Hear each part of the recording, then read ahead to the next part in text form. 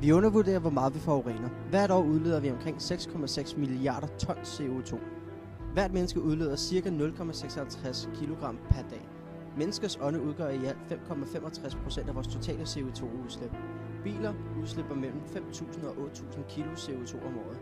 Kulfabrikker udleder 1,3 milliarder ton CO2, hvilket er ca. 20% af vores totale CO2-forbrug.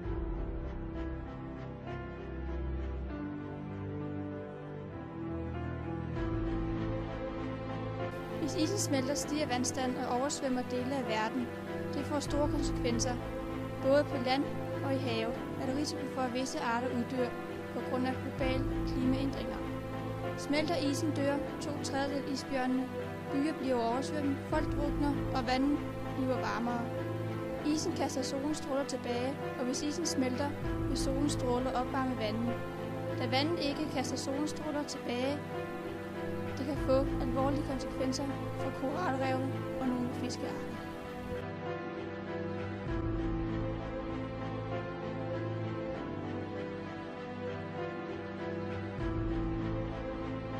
Hvis man taler om, at verdenshavene vil stige som følge af is, der smelter ved polerne, mener man is fra gletsjer og isklapper.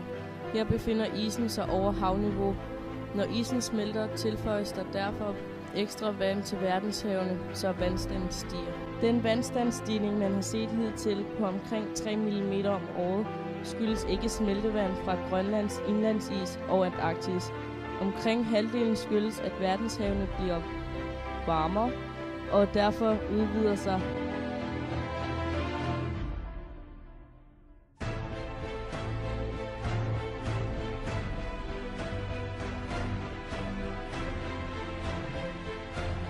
Vores løsning på dette problem er at skære kraftigt ned på vores forbrug af forurenende stoffer. Dem bruger vi simpelthen for mange af. Hvad med at tage cyklen i stedet for bilen, eller gå i stedet for? Man kan også tage de offentlige transportmidler og dermed mindske ens eget CO2-forbrug.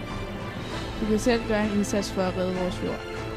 Men vi skal også begynde at plante flere træer, som kan omdanne CO2 til ilt ved hjælp af fotosyntesen, eller i det mindste stoppe ved at fælde dem. Det er rigtig vigtigt, at vi gør folk opmærksom på problemet og griber ind nu i stedet for at udskyde det.